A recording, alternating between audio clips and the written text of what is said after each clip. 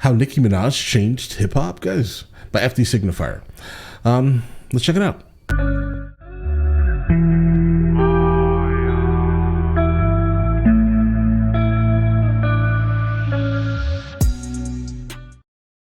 Guys, super interesting topic, absolutely, guys. Listen, so as we're going to be going through this, roughly every 20 minutes or so, we're gonna go ahead and I'll be off screen, but I will still be here, right?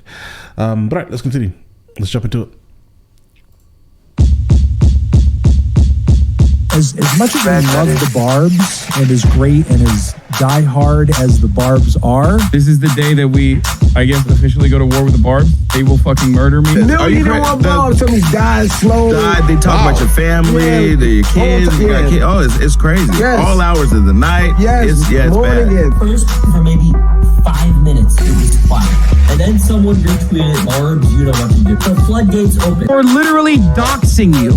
Like, every single person has like been joking about how like the Barbz will dox you for this. Wait, hold on, what? When I think of Nicki Minaj, right, I think of like, the song Anaconda and just overall pop-ish type of rap. I don't think of her having a literal army of people who do her dirty work, guys. But all right, will fucking kill you. And some of them have literally like come into my fucking DMs and be like, we're gonna end you. Like, we're gonna end your life. Oh. So if I were to make a top 10 list of all-time rappers, it would include Nicki Minaj. Really? How does that make you feel when I say that? Personally, I don't see it, right? And the reason why I don't see it again is because I think of Nicki Minaj, I think of overall pop type of music, right? I mean, I wouldn't consider any pop hip hop artist in my top 10, right? I don't know, guys. I mean, she may have the bars occasionally, right? But I just haven't encountered them. So I wouldn't put her personally in my top 10. How I would feel if you were to do that, I would be like, you must have an obvious reason, sir, because you kind of are a genius a little bit, guys. Does it sound like a attention-seeking hot take? Yeah. If it does to you, I want you to sit for a second and think about exactly what Nicki Minaj has done over the course of her 11, 13-year career and the impact she's had in that time, especially on what modern hip hop looks like right now. And think to yourself, why would a statement like that seem like a attention-seeking hot take? Because for me, like my exact thought process when it comes to Nicki Minaj is that she's a pop rap artist. It's like someone putting, I don't know, Flow Rider in their top 10, guys. It's confusing to me. Absolutely befuddling, sir. And when you arrive at the answer to that question, you're probably ready for this video. If that statement gives you pause, if you question it, it's okay. It's wrong, but it's okay. Right. What part of being a GOAT is Nicki not qualified for? Are we talking impact? The current rap landscape was shaped by Nicki breaking hip hop's glass ceiling and crafting an aesthetic that every female artist, rapper or non-rapper, is kind of copying right now. Are we? But like, is she completely original in that though? Right? I mean, Lil Kim and Foxy, and even Eve at times, guys, was I don't know, like, I mean, she got her, her ideas off of them. Like, how far do we need to go back, or are we capping it at a certain time period? Yeah, I would definitely say Cardi B and Megan Thee Stallion are kind of on that type of wave, but not on that type of wave, guys. I don't know. It all feels like Foxy Brown-esque.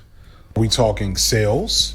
Nicki has 4 platinum albums, 3 of which went platinum in an era where going platinum generally meant that people actually had to buy physical copies of your media. Is it album quality? I'll admit, I've never been a huge fan of Nicki Minaj's albums, but very few in the GOAT conversation have great entire albums. People put Andre 3000. Hold on. have great entire albums. Guys, Ready to Die, the whole album is great. Well, I mean, very few. So, I mean, of course, he's not saying don't base it off of the exceptions, because Ready to Die is absolutely one of those exceptions. Illmatic is one of these exceptions. Capital Punishment is one of these exceptions, right? But that absolutely does not qualify, right? That's not the rule. All right, bro. All right. Got me thinking. Few in the GOAT conversation have great entire albums. People put Andre 3000 in the GOAT conversation based off guest verses alone. I do not. I like him, right? I definitely like Andre 3000 as an artist, but I definitely cannot consider him a GOAT because there's not a single album that I can quote mentally, right? Like there's nothing I can be like, oh, this album here from Andre 3000 is definitely in the rankings of my top 5 ever listened to, bro. No. Guest verses alone, guys. People put Andre 3000 in the GOAT conversation based off guest verses alone. Speaking of guest verses, what about actual bars? Do I need to throw out some of the bars and verses that Nicki has given us over the years? I know it might be a blind spot for hip hop fans my age, because Nicki happened at the same time as Kanye's rebrand and Drake's emergence and the last leg of Lil Wayne's championship run and the emergence of significant new artists like J. Cole or Kendrick Lamar. I'm going to go ahead and guess that him and I are around the same age. I'm currently 35.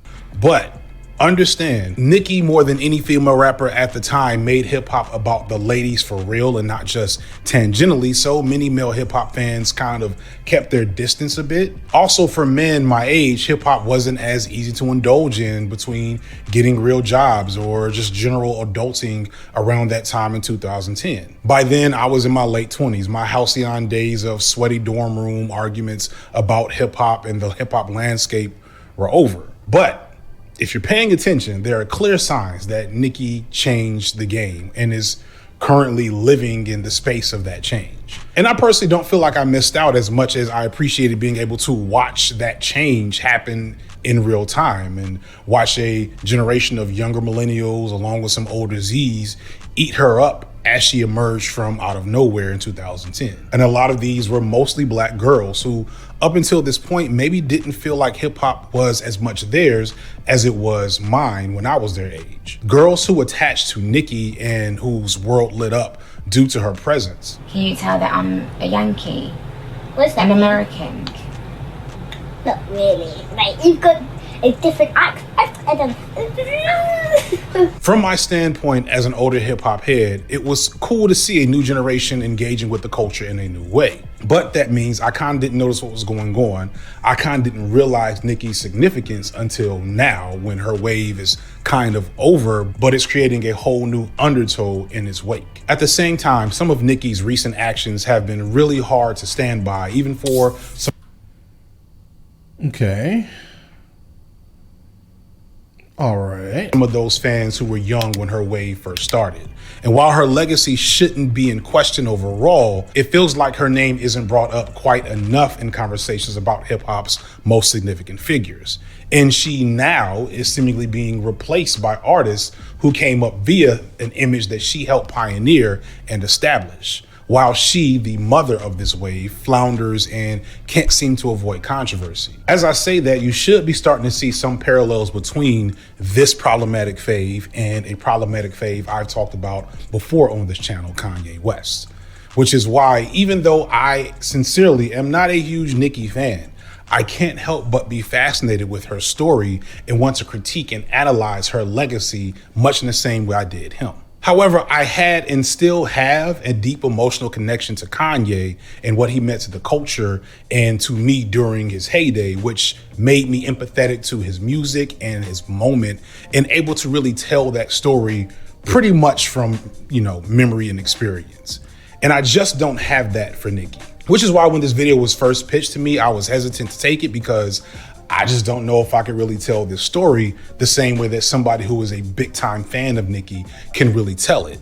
So to try to make up for that emotional connection, I reached out to some of my faves who do have a strong connection to that time and moment and remember the sense of hysteria and fandom surrounding Nicki Minaj before things started getting a little bit shaky. She was feminine and I guess you could say like the immature and the childish and the kind of like embarrassing way that women are often shamed for, women of any race, right? But then for her as a Black woman, it's like she was bringing in the hood vogue, she was bringing in the Harajuku influences, she was bringing in just like that animation that's like, I'm all different types of feminine. Whoever wants to relate to it can relate to it, but you will respect me. And so I would scour the YouTube for like, I don't know, just like artists that I hadn't heard of. So the first time I ever heard of Nicki Minaj, oh my God, I just was like obsessed. So I don't even think it was a joke if she hadn't even released an album yet and she was on everybody's song. Recently had moved back to New York. So I was using MySpace, you know, I was in middle school or whatever. And I would listen basically to pretty much all her songs on the Beam Me Up Scotty mixtape after school, you know. So I was really excited when she re-released it last summer. So that was my introduction. I loved everything. I liked the pink hair in the back. I loved the jeans. It was like that photo, that main photo with her in like in the splatter paint jeans and the black tank top. That was like iconic photo to me. I'm like, yeah. And then she doesn't really respond to YouTube stuff, but she's been on TikTok. Like if a Black person specifically like critiques her, she will attack them and they won't even be saying anything attacking her. I think, yeah, I feel like the Barbz are gonna come regardless. Like they're a mess. Yes. The Barbz. I've heard of the Barbz, and if you're here, which I figure some of you will be eventually, all right, I come in peace. I can't promise that I won't say anything to upset you, but my goal in all of my work is to critique, but not to be a critic, if that makes sense. I know you guys. All right. So are these? Is this a group that should be feared? Sounds like it. It absolutely sounds like this is a group of people you don't really want to involve yourself with, just by listening to it, at least, right? They sound frightening. Yeah, absolutely. Guys, girls, people, right? I absolutely come in peace. Okay, let's get it, guys. I think you'll appreciate much of what I have to say here, and I'm going to be as fair and impartial to Nicki as I have been to other figures who have complex histories. In fact, since I've heard more than a few times that you all can be an unforgiving and unruly bunch, I want to offer as a show of peace and unity and respect, a little gift special from me. Right. Yeah? Yeah. This shit is dope, ain't it? Motherfucking editors. FD Signifier, Patreon.com. I can do shit like this now. So we cool, right? We cool? I need to turn it down a little bit, maybe? Adjust it? I don't know. We'll land right about here. This would be the color, all right? Just understand, I come in peace. No need to give me the blues when this is all over. It's just a simple video essay, and I am a simple video essayist. I mean no harm. I come in peace. Absolutely. Let's take a little trip down memory lane, do some introspection, wax nostalgically, and take a moment for life to critique one of hip-hop's most significant historical figures, Nicki Minaj. Let's get it. First in history. We're here. So we have to start with some, grounding of the topic and point out that it's not all that controversial to say that since its inception, hip-hop has been a boys' club. Right. And this is weird because hip-hop was... be fully aware. It's been a boys' club, absolutely, right? But there has been an absolutely iconic women that have taken place in the sport known as hip-hop, right? My favorites being, Foxy Brown, all right? MC Lyte, Queen Latifah. These would be my favorite, specifically from like the early 90s, boom bap era of hip-hop. But all right, let's continue. Greatly born out of disco in the 70s, which was very egalitarian and queer. The first rap song, Rapper's Delight, was actually masterminded by Sylvia Roberts, a former disco singer herself. I'm a type of person that never like to copy things that are out there. I always like to come with something new, something different. And I felt as though if I came with a concept like this, either it was going to hit or it was going to miss. And I really felt strong about it, that it was going to be a hit. Play the music, he said, hip hop, the hip to the hip hop, you don't stop. Rock it to the bang bang. I says, what is this?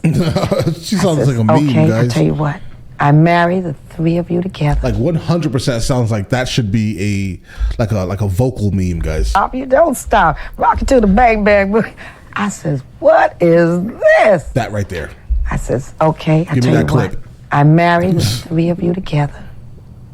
You meet me tomorrow at the studio. And that's how the Sugar Hill Gang started. But maybe it's because the disco DJs were mostly men and the disco DJs were the first to rap over the disco beats or whatever. But either way, from its inception, hip hop and rapping has been dominated by black men. Right. Through all of its eras and permutations, at least until recently. This is not to say that femme rappers didn't exist in the early days, because they definitely did. And in hip hop's golden era in the late 80s and mid 90s, there were numerous ladies that became big stars for the time, such as Queen Latifah, Roxanne Da Shante, Brat, Moni Love, MC Light, Salt and Pepper, Yo-Yo, etc. Yo-Yo. Most of these women had a few hits. Queen and Light and Da Brat were bona fide stars as hip hop crossed over into a wider audience in the 90s. But I think it'd be a stretch to say any of these women outside of maybe Queen Latifah were dominant forces at any point in time in their heyday, or that they shaped the culture like their male counterparts. One other thing that's very interesting about the women from this era is that they were also much less overtly feminine. Baggy clothes were still very much the norm for them as they were for their male counterparts. And maybe they were still beholding to some of that kayfabe of black masculinity in hip hop at the time that I talked about in other videos. That, or they didn't want to risk being seen as too provocative or sexually liberal in a more outwardly conservative time, even for hip hop. Like, what he's saying is absolutely correct. Absolutely, because if you literally look back, you definitely instantly realize that Nicki Minaj really doesn't fit into that group of women, female rappers at all, guys. She doesn't, right? She's extremely feminine and definitely in control of her own faculties, right? But all right, listen to the... Or sexually liberal in a more outwardly conservative time, even for hip hop. This is not to say that all female acts were masculine coded, because that's not true. But even those acts that weren't masculine coded were still more subtly sexual. They were at most fun girls like Salt and Pepper and use cute euphemisms for sex and intercourse or whatever else, but never got around to being the raunchy type of acts that we see today. Like, remember Shoop? Remember when you were a kid and you would say shoop and it felt like a naughty word? Because that's what Salt and Pepper were talking about in their song. Meanwhile, everybody was doing coke this whole time. What happened? Like 80s, 90s, all them niggas was doing coke. So, you know. What happened? What the fuck was I talking about? Further, a lot of the prominent acts for women in the 80s and 90s. Are you telling me that song is about doing narcotics, guys? I don't think I honestly didn't even think of it like that. I never put too much thought into that song, right? But is it seriously about like doing... Oh, guys, I hope not, guys. I hope not. Were proteges and projects of more established male rappers or producers first. For example, you have Jermaine Dupri and Da Brat, Ice Cube and Yo-Yo, Queen Pen and Teddy Riley. This, of course, is typical of the time. Like, every rapper or record company to break through and get a wave always had their next up roster, and the rosters almost always included at least one female rapper or singer, or both, to varying degrees of success. And this formula gave us the likes of Lil Kim, Rod Digger, Bahamadia, Foxy Brown, Trina, and other notable women. And that was my era of hip hop growing up, guys. That exact era. In hip hop's lore, but there's a lot more failures than we remember. Like, I don't know, I feel like in that era, and probably even still today, a lot of established rappers and producers, they were just finding cute chicks they wanted to holler at and trying to make them into stars, even if they had minimal talent. And to be honest, it worked a little bit because, you know, it still works today, guys. People don't know. All you need is a gigantic social media following, right? Seriously, all you need is a social media following. It's like gigantic one, right? And like a model-esque look, and you can be a singer. You too could be a singer, guys. Oh, Trina never rapped before her star turn or in Trick Daddy's Nan, but other acts don't quite stick out in memory, like the Deadly Venoms, Olivia, Soleil. How does man throw Olivia in a trash can? Oh no. Oh no. All right. Stick out in memory, like the Deadly Venoms, Olivia, Soleil, the infamous Syndicate, Charlie Baltimore, Oh no! Sorry guys, this is tripping me out here a little bit. All right, so what's happening is so he's throwing all these people in a trash can. You see Charlie Baltimore, one-hit wonder. Olivia, definitely a one-hit wonder, right? But she can definitely sing, though. Speaking of that, Emil, the same, right? I mean, I think she was with Emil was with who was it? Jay-Z, Rockefeller, the infamous Syndicate. There was like one Charlie song. Baltimore, Emil, Vita. Oh. For numerous reasons, many of them due to systemic patriarchy, it was hard to make it as a female rapper. It's still hard. But despite that, since the 80s, there's been at least 3, including Nicki, 4 truly transcendent female figures in hip hop. That being the aforementioned Lil Kim, along with Missy Elliott and Lauryn Hill. Once hip hop started to become the commercial juggernaut that it is today, it was these women in the mid to late 90s that held the torch for women in the culture when it seemed like no other ladies could or were allowed to. Right. And now I'm going to explain why Nicki Minaj is better than all of them. Being the ridiculous person that I am, I made a rubric with 4 categories: bars, hits, impact, and success. I want to see what category the bars were. Guys, again, I don't know anything about Nicki but from like the commercial successes, right? So she may have bars, guys. Maybe, right? I mean, if you're going to go ahead and put Nicki Minaj in the top 10 and then basically say that she fits all of these, these sections here within his rubrics, right? Then she may have the bars. I may just be sleeping. I could be sleeping, guys. I could absolutely be sleeping. Definitely let me know in the comments. Like, I want to hear some bars, guys. To me, these are the 4 criteria that you have to measure a rapper by when having any conversation about who is or isn't the GOAT.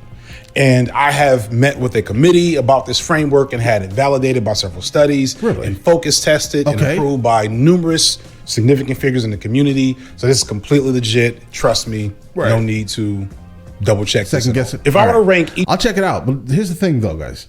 When it comes to like specifically success, like in terms of like album sales, that means honestly, I don't know, guys. I don't think that's a metric that should be honestly valuable in the sport of hip hop, because unfortunately, right?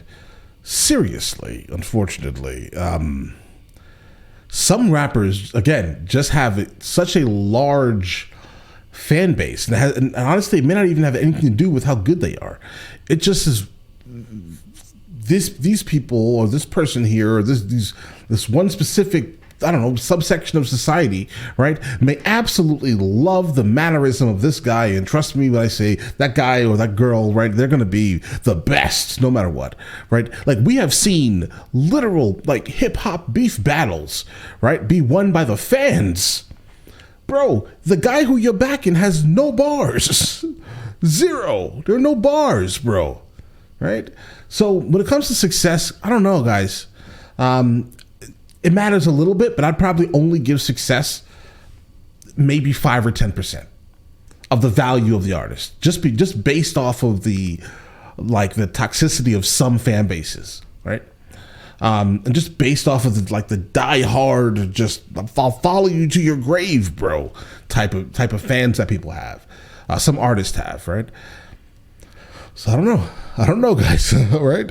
But everything else that's there is great for me. Completely legit. Trust me, no need to double check this at all. If I were to rank each of these 4 women based on this rubric, Nicki would only come out on top in one category, but she wouldn't be less than second in any other. Let's see what we got here, guys. The bars, impact. Yeah, Lauryn didn't really have much of an impact. Lauryn also basically, threw herself on the sword, harikari, guys, in terms of her success, right? Hits. I don't know, guys. Like the whole, listen, the Miseducation of Lauryn Hill as an album, that's rough, guys. How about this? Or maybe it was just a hit in my very specific echo chamber. Could be, right? So I mean that's a really good metric, I would say. But again, on Nicki's part, I don't even know, guys. I mean, based off of impact alone, with kind of what he's dictating, I'll give you the 3, right? If 4 is the highest it can be, then I'm satisfied with the 3. Definitely in terms of the success, absolutely.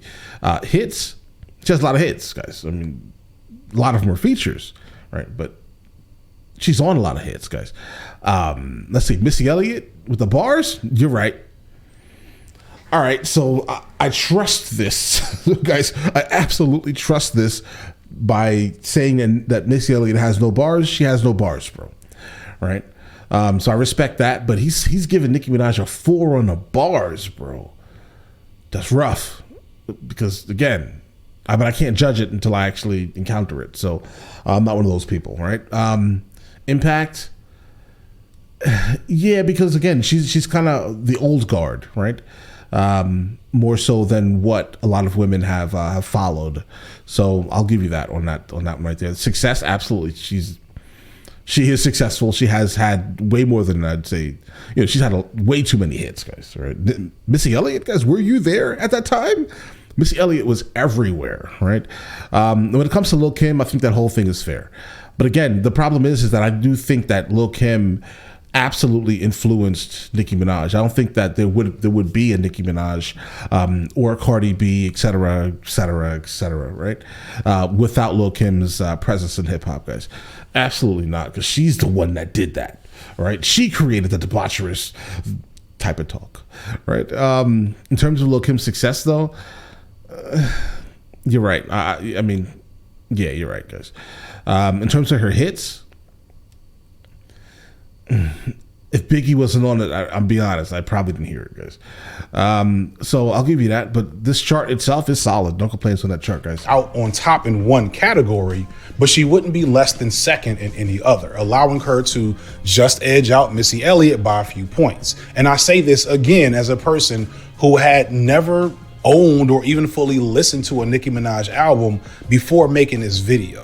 Right. But as a critic, I can't look at the totality here and not see that she has to be at the top of the GOAT list. But there are some caveats. Like, do I think Kim's impact overall is maybe more important or greater than Nicki, since she was the first to do what they're kind of doing?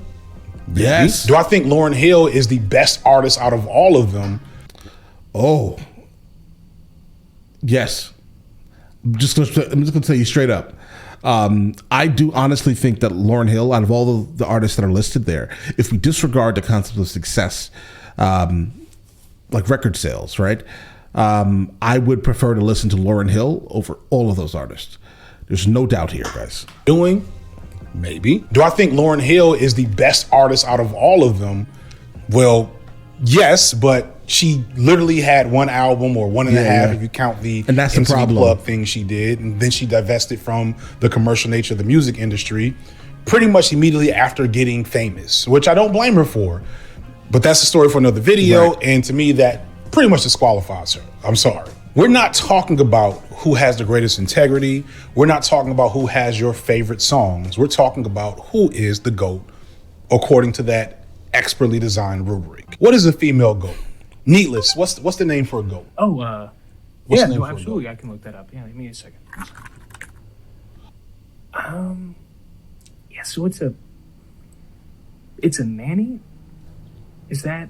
Oh, fuck. Yeah, no, I wouldn't do that. No, we're not gonna do that. We're just female GOAT.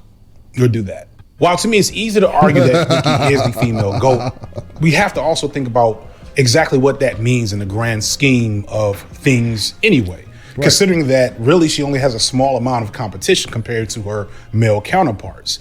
Is this even that big of an accolade to hold because of that? And maybe a few years ago I'd have said no, but today modern hip hop is different, and inarguably women are the biggest stars in the game, and more than ever it's important to analyze what it is these women have done to expand the reach of the culture and who deserves to get the most credit for it.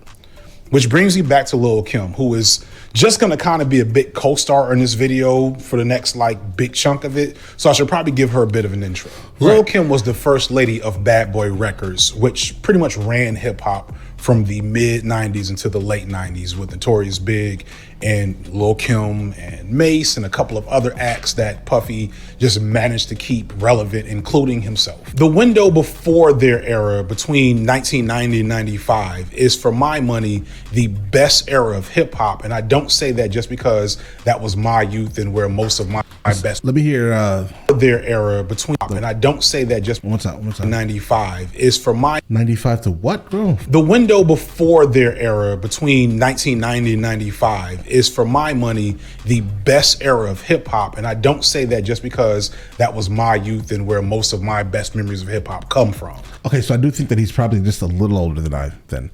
All right, so my era of hip hop was about 96 to like 2002, I would say, right? In that era of hip hop for me was my childhood. It was my youth, right? It was just like what just what it was, right? And I definitely would say, but by his thing, I would probably say, disregarding like my personal opinion in this here, so much at least, in terms of my anecdotal evidence of being raised within this, the proximity of hip hop, let's say. Either way, so I would say 93, right, to 97. For me personally, best era of hip hop. All right, everything else just basically fell. Right, everything past that, I would say, is not as good as it was in that era. I think the best, most diehard, like hip hop comes from that era, guys. It's also because it was before the full homogenized, commodified nature of hip hop at a massive level really settled into the mainstream. Thus, at a commercial level, meaning on the radio, TV, videos, etc., hip hop had so much variety and diversity in sound. So within the same year, you had Gang Starr defining East Coast hip hop for probably the next 30 years with Hard to Earn. And then within the same year, Outkast would drop their first album and usher in the domination of the South as the leading sound of hip hop nationally and really globally with Southern Playalistic Cadillac Funky Music. A year later, 3 6 Mafia would give birth to the modern trap sound that dominates today, and the Roots would drop their first album, giving birth to an expanded era of alternative hip hop. E40 would put the Bay Area out in a major way. Bone Thugs and Harmony would bring Midwest sniping to the mainstream and influence future acts like Trippie Redd and Tech Nine, along with a love of the macabre.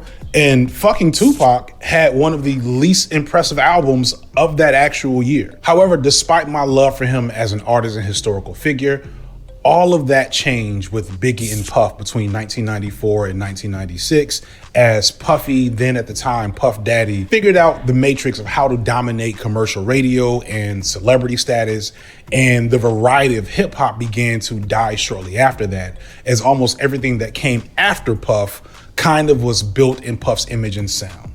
And Lil Kim was one of Puff's greatest innovations. As I said earlier, Lil Kim broke the mold on hyperfemininity in hip hop. While women in hip hop were sexy and sexual at times before Lil Kim, her predecessors never had the cachet or courage to be as sexual and raunchy in their lyrics and their public persona. Kim, or arguably Biggie and Puff, had a stroke of genius. They realized that if hip hop's greatest commodity was its over-the-top caricature of black masculinity, then trying to have female rappers rap like the men and embody that same energy was a losing battle. Right. They'd never be able to pull that kayfabe off. So why not just create an over-the-top caricature of black femininity to appeal to kind of that same fetishized thirst for black commodification? Kim replaced the gangster and mafioso Big Don image of men in suits and with, bubble goose jackets and guns and smoking cigars with a glamorous wife of that character who was a flamboyant down-ass bitch persona, Labella Mafia. In lyrical content, they got a lot of young millennials through puberty. Gone were the baggy clothes and fun dances, and in were the mink furs, leopard print bikinis, and interludes in porn theaters. And despite what Nicki likes to say, also the pink wigs. Right. At the height of her career, Kim released a classic album along with a few other good albums, but is probably best known for being fondled on TV by Diana Ross. Sadly, Kim didn't get the memo on kayfabe, and when an incident involving Junior Mafia and another rap crew connected to Kim's main rival of the time, Foxy Brown, turned into a shootout, she ended up in court lying on the stand to protect her friends. Sadly, one of her other friends didn't feel the same way and actually testified against her years later, which led to her being convicted of perjury and serving 1 year in federal prison, which pretty much ended her career, even though she did have music come out before and after going to jail. But just her ability to take up space in the culture had really been diminished.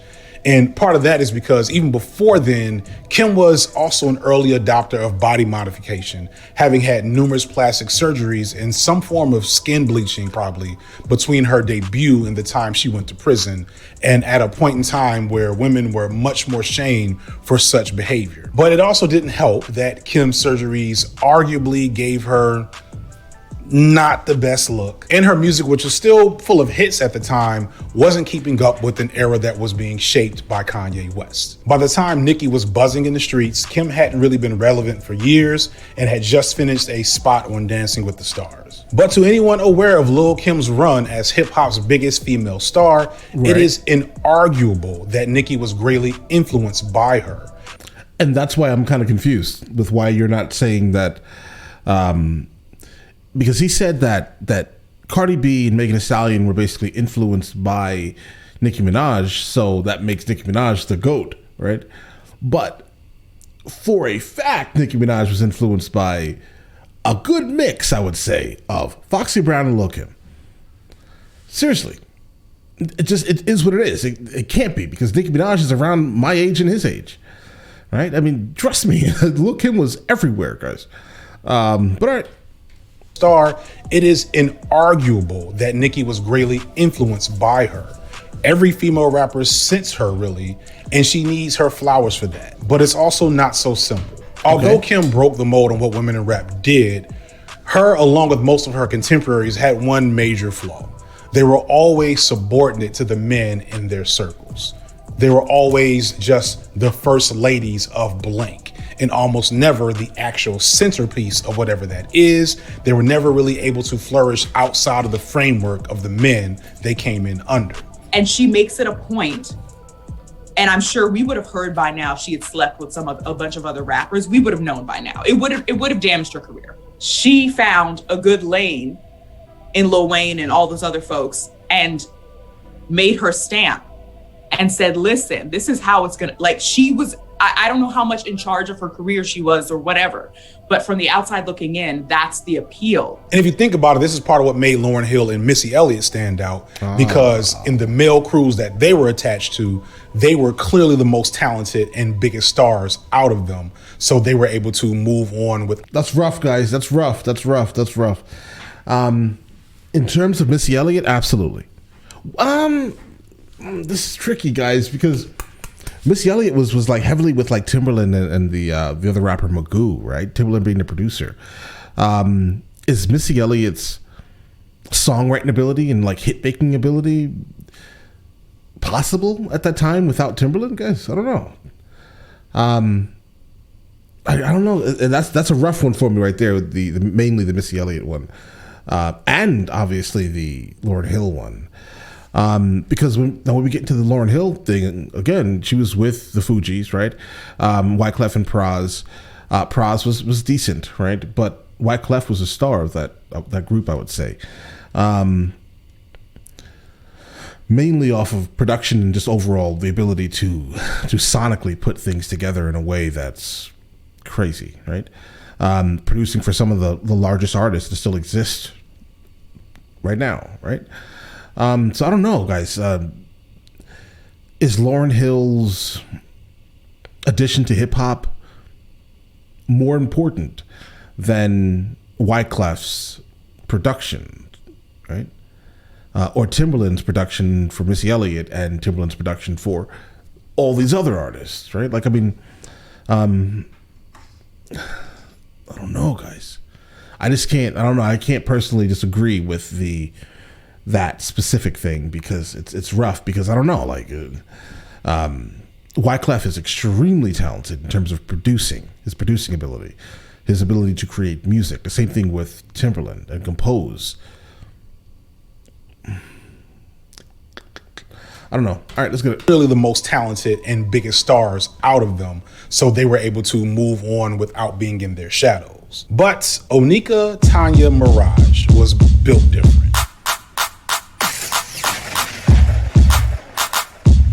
As usual, I'm not going to give you much of a biography. You can find that elsewhere. Just know that Nicki was born in Trinidad and grew up in Queens, home of some of hip hop's biggest legends such as Nas, Mobb Deep, She's from Queens.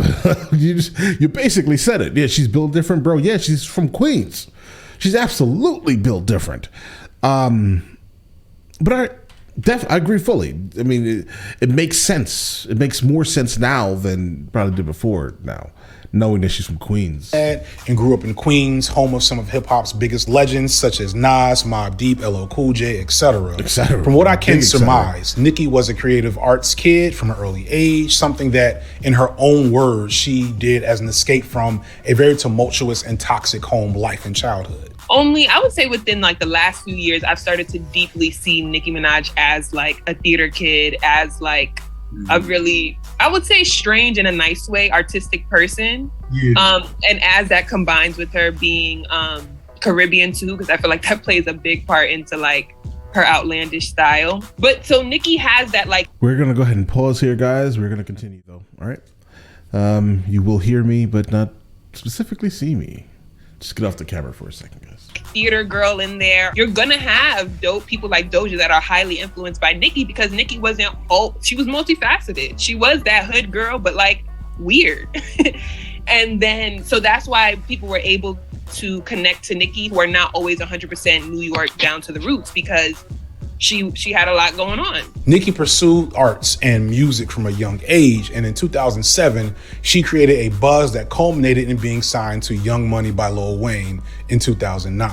Like I said, he saw me on the DVD. He said, I got to have that girl shouted. Hey, it was like a Smack DVD. I think those were moving around New York at that time pretty heavily. So most likely if you saw her on the DVD, it was probably Smack DVD, guys. Oh, shout it. Y'all want to meet Nick and shout it. And he met me. Who doesn't take a flight when Weezy have babies on the phone? You know what I'm saying? And along with Drake, created arguably hip hop's greatest ever supergroup, Young Money, and dropped numerous hits at the turn of the decade for most of the 2010s. But I don't think it's fully understood how significant her emergence was at the time. I was teaching at a high school in Atlanta when Nicki came out, and a lot was happening in hip hop. Wayne was kind of at the end of his reign at the top of the hip hop food chain. Kanye was in the middle of his post 808s transition. His influence was just starting to emerge, in fact, in a lot of other artists. Atlanta gangster rap was changing from Young Jeezy to Young Thug. East Coast rap was finally starting to figure out a... Guys, and that was such a odd transition, guys. Like I still can't like vibe with it. I don't know what it is. I think it's like the excessive auto-tune of that Young Thug uses maybe. I definitely preferred the Southern hip hop era of Jeezy, but not Gucci Mane. A way to become relevant again. And women in hip hop were probably as silent and invisible and bad as they had ever been at any point in time in the history of the culture. Female rap was down bad. Like the BET Hip Hop Awards in 2009 could only muster 3 women to be nominated, and I don't know if any of them actually came out with an album that year. They gave it to MIA, a rapper that wasn't from the States, that nobody ever heard of, except for one song from one of those Judd Apatow movies about weed. And I know there's someone who's gonna tell me that MIA is huge. Bro, who is that? In the UK, shout out to Storyteller and Saber, but that's dope. At the time, nobody knew who the fuck she was. And outside of that one song, nobody cared. It wasn't a good look for women in hip hop. Bro, what for song those did she couple of sing? years, more than ever at that time, hip hop just wasn't a place where girls could feel really centered and a part of the culture. I imagine that a lot of black girls didn't feel like the culture was really for them at all. They weren't seeing themselves other than as... Okay, so she has a song. It's called Paper Planes, guys. Okay, I definitely remember that song, guys. Definitely. But all right, cool. Apparently she's still making music also. All right, let's continue. Eye candy and video chicks dancing, or if they're lucky, maybe singing in the background. Missy had really slowed down by then and had ran her course as a major artist in the focal point of the industry. Lauryn Hill was long gone in the middle of her I'm gonna be there in 5 minutes arc for her career. Oh no, that's a reference you give to her, bro? Yeah, we've heard a lot of like absolute craziness in terms of like, don't even go to her concerts, guys. Mainly because apparently she's going to be there like 45 minutes to an hour late, guys, if she even comes. That's unfortunate, right? Lil Kim was fresh out of jail and going through her plastic surgery arc. Foxy was recovering from some type of autoimmune disorder that took away her hearing. Remy Ma was in jail. Eve had quit music and had gotten into acting. And Lil Ma somehow was kind of it. It was a dark time for any fan of women in hip hop. And there was no reason to think that that was going to change until... Go ahead.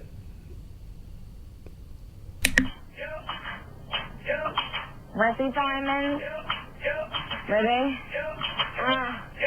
Yeah, hey yo, I was on the plane with Dwayne. You can call me Whitley. I go to Hill Lane.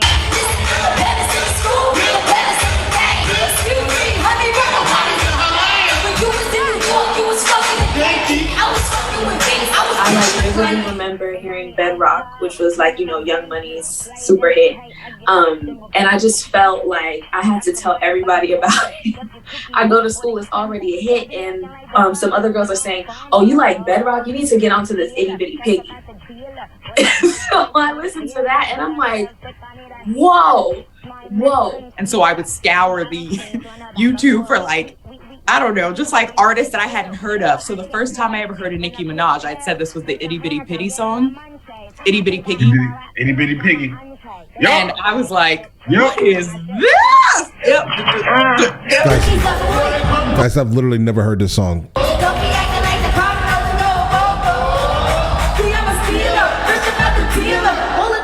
Here comes this baddie with character and attitude to boot, whose presence on stage gave no regard to her gender and her perceived role in hip hop, full of over-the-top theatrics, bright, gaudy colors, and infectious energy. Attitude, swagger that was just different for how women came off in hip hop. Right. But I think more significantly, while Kim and Foxy and Remy and so many female rappers were really trying to reproduce the masculine coding of hip hop, greatly imitating the voices literally of their male peers, Nicki said fuck that and gave us whatever she wanted at the time, whether it was this bratty high-pitched thing that she would have going on, or these booming Cookie Monster vocals, or straight up singing. It was just literally her own shit, and it was working. And the girls at the time ate it up. And here's really where Nicki breaks the legacy of Kim. Nicki never felt like she played second fiddle to anyone in Young Money, which is insane when you realize that she formed a group with two of the most prominent rappers at the time in Wayne and Drake. On any given song with them, it's arguable whether or not she had the best verse or was ever secondary or like, a vestigial element to a song. Further, although Nicki's lyrics were still sexually explicit within the template that Kim created, her persona was not that of the girl that was cool enough to hang with the boys. She was a brute force of girly chaos. Nicki didn't aspire to be overly sexy or demure. She was a character there to dominate and be the center of attention, complete with erratic and over-the-top inflections, silly faces, poses, and ridiculous outfits and fashion, and the patented lazy metaphor that she made famous at the time, sometimes too much. Y'all remember what I'm talking about? Like, they would set up the metaphor and then just say the thing. Like, hip-hop, you're supposed to be like, yo, I drop rhymes like bombs. Nicki would just be like, I drop rhymes. Bombs. All right. I didn't like a lot of Nicki stuff. Right. I'm happy that one didn't. But you gave her a 4 in the bars though, bro. I don't know. See? I mean, it definitely is absolutely disruptive. This definitely is just disruptive, guys. That's what it is, right? In terms of her writing style, that's how she's rapping, guys. But it makes it entertaining. At least you know, hey, and catch on for long. Although, like for a time, everybody was doing it. The other thing I think is fascinating is that Nicki was doing all of this kind of on her own terms with way more autonomy than folks were ready for.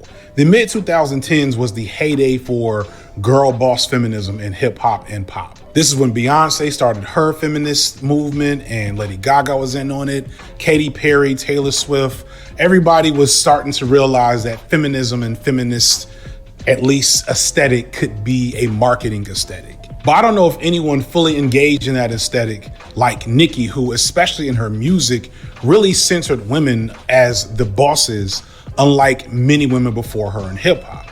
We use the term hyperfeminine to describe Nicki, but understand that this hyperfemininity was not for us. It was not for the male gaze. In fact, I remember, to be honest, being low-key frustrated with how elaborate and glammed up that Nicki often was, because it wasn't all that titillating to me as a cishet man at the time. And that's great on a lot of levels, but as we'll talk about... I mean, maybe that's why it just didn't grab me, right? Because there's nothing to identify it with. I mean, I listen to it, I'm just like, I don't know, maybe it's just not for me. And that's probably why I absolutely ignore Nicki Minaj every time I see her name or listen to her music, because again, it doesn't, like, nothing really absolutely grabs me, right? But all right. A little later, kind of having this idea where we're just gonna create feminism that just switches the roles. So while Nicki definitely showed a lot of skin and was an early pioneer of body modifications for Black women, it goes back to something Khadijah actually talked about in her video about the video vixen era from that time, which talked a lot about the difference between sexual desire and sexual access. These depictions of these women proliferated throughout media on a regular basis, particularly Black and Latino women. It fools some people into thinking that they're given access to these women's bodies. And this is something that Fitz talks about in the paper behind the scenes, is that a lot of these video models, especially if they were extras, you know, you're on set for long hours, it's long days, and people are buying alcohol and it's basically party. It's like, okay, cute, but then they turn off the cameras and you have some rappers or directors or members of the rapper's entourage trying to come at these girls, trying to get sexual favors from them and all of this stuff, or thinking that they have access to these women's bodies, thinking that just because they were sexually desirable, that meant that they're allowed to have access to their bodies. Nicki turned up the desire, but turned down the access. Nicki gave a lot of body, but also covered the best parts in elaborate colors and bras and bodysuits, etc. Guys, the video that I can think of when I think of Nicki Minaj is Anaconda.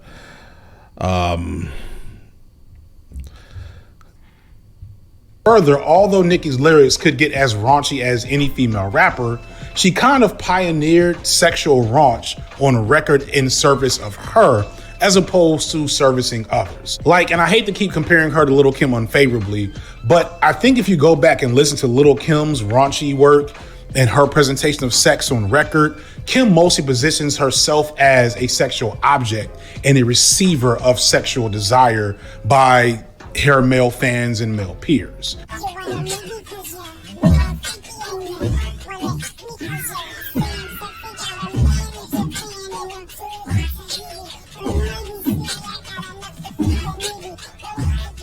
But Nicki was like, no, you all are here to please me and are here for my pleasure, which was transgressive at the time. Like, you know what I love about it too, is it was love and hate about it, because obviously it's like, okay, we're just trying to beat these guys in their own game by objectifying them. But she has very top energy is a thing too. Like, even, like, I think for a lot of these, like, I think about even Queen Latifah in that way. Queen Latifah had top energy. So like, what does that even mean? She wasn't, her style wasn't rapping in like lingerie or anything like that. Top energy. But people still put a lot more like alpha energy, maybe? Respect on her name as a rapper, even to this day, because of the type of energy she had. And that's what I meant by that hard femme vibe. For a perfect example, both of these artists made an ode to Notorious Big's Dreams, a song where Big raps about fantasizing on various female R&B divas at the time. Lil Kim made a version back in 96 and Nicki made a version in 2018. And while both kind of have the same overall tone and candor, Nicki's version is overtly more demonstrative and clearly centers herself as the key actor in her music versus Kim, not as much. You think you ballin', but your body's cold. Street falling, you ballin', fuck the bumpin' and grind. Have you jumping and whining, but I'm climbing. I'll be doing groups like Troop, body rockin' H sound, the Harvest brand. Watch out, man. Baby face the catering and cook me fucking steady wop. Niggas say I am my shit. Drake worth 100 million, always buying me shit. But I don't know if the pussy red or if he crying and shit. Me no, in my DMs, I be having to duck 'em. I used to pray for dogs like this. Face ass when I fuck him. Man, Uzi is my baby, he ain't taking the L, but he took it. And just to be clear, because what? What is that, guys? Hold on. Wait a second.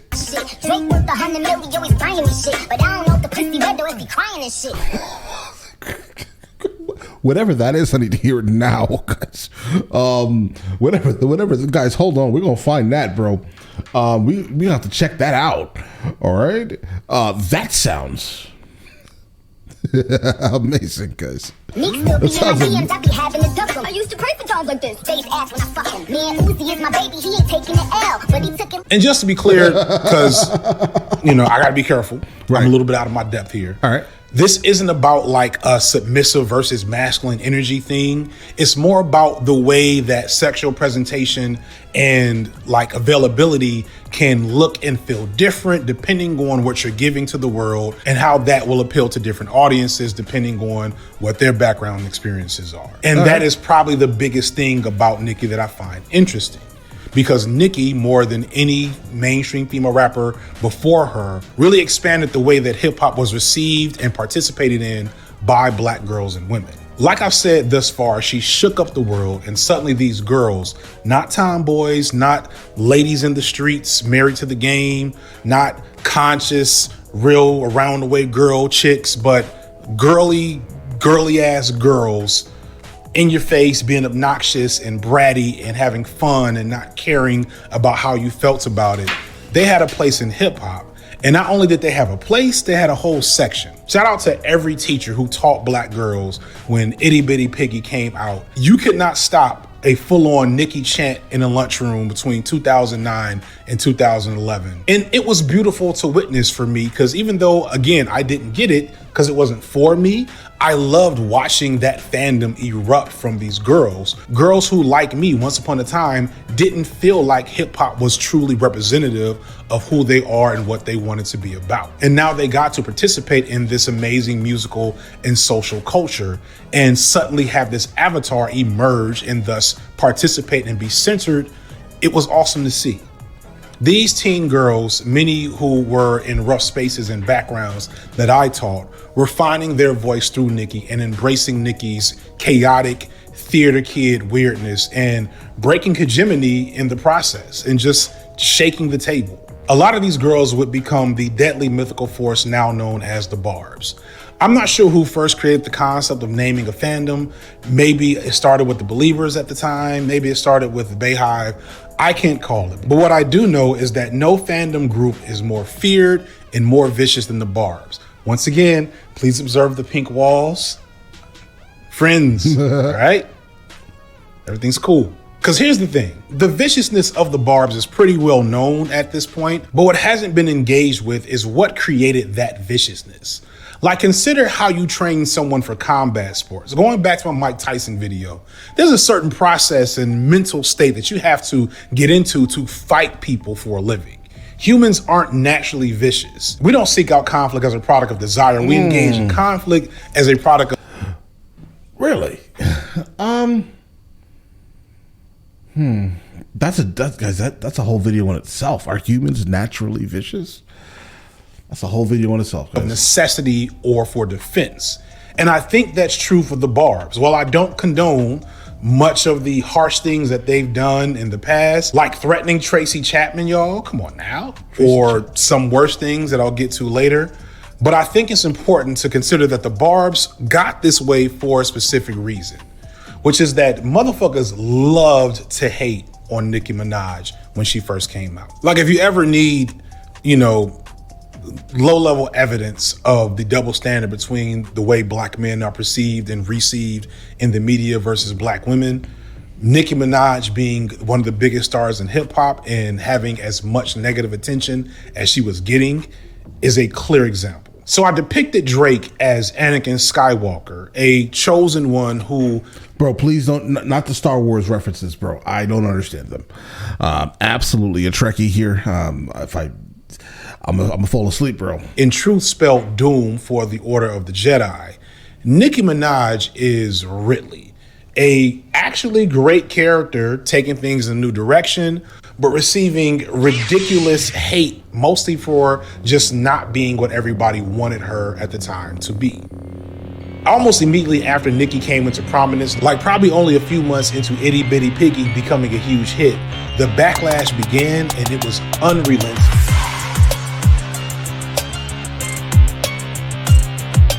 There's this thing we do as a society and pop culture that is inherently just casual patriarchy that says that if something is liked by mostly girls, if it's a girly thing, then we must openly hate it and try to destroy it. It's just some shit we do. And this is not unique to black culture. This honestly, if I notice that something is like completely like a feminine thing, it's not my business. I will never support, not support it, but I will never like chase after it and want to really know it because this has nothing to do with me. Enjoy it. Women, please enjoy it. Enjoy your thing, right?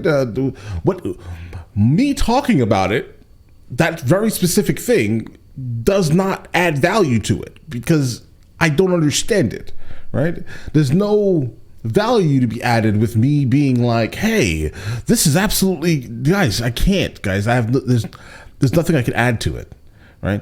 So I would absolutely just leave it to them. Enjoy it. It's for you, right? I wouldn't say, oh, we have to destroy this. Why would I do that? That would never be my personality. I just wouldn't acknowledge it. Because again, I just don't, there's nothing there for me, right? But I openly hate it and try to destroy it. It's just some shit we do. And this is not unique to black culture. This is universal and probably spans time. Like when I was a preteen, it was Immature, which is a boy group at the time. And 15 years later, it was Justin Bieber. Bieber is a totally extremely fuckface. And I gotta fucking kill him with this knife. Oh! Asshole. You're no one like you. Twilight got this same treatment, as did Tyler Perry, 50 Shades of Grey. And there's probably plenty of things right now that are getting the same treatment. Like, I don't know, like, what is the Winx saga? I don't know what that is, but I'm what? No idea. See? You see what I'm saying, right? No idea. What the hell is that? They're getting the same treatment. Like, I don't know, like, what is the Winx saga? I don't know what that is, but I'm sure that's getting hated on by little boys. And Euphoria, I'm sure, has a whole hate group attached to it. And this is not to say that any of these things were automatically really good secretly or really bad. It's just they had to be disliked because they were liked by girls. And so here comes Nicki in 2010 in a pretty strong period for hip hop with a lot of big stars emerging, calling herself the Harajuku Barbie with all the loud flamboyant wigs, being sexual but not being overly sexually available, spitting flames and acting a fool while getting cheered on by mostly girls. It was natural that she would evoke a pretty strong anti-fandom, also by a lot of girls, mind you. I don't want to make it seem like Nicki's hate was just from boys. To an extent, boys actually stayed out of it when it came to Nicki, but there was a clear division between girls that were okay with Nicki Minaj and girls that were not. And so the usual rumor started that always happened whenever a female superstar came into prominence. Nicki was actually secretly gay. Nicki was secretly a man. There was a... But to my knowledge, I think she played into that though. Right? I think so, right? But either way, right? What he's saying absolutely makes sense. I mean, I never even thought about it like that. The reasoning why I may not even know some of these things is because, why would I, right?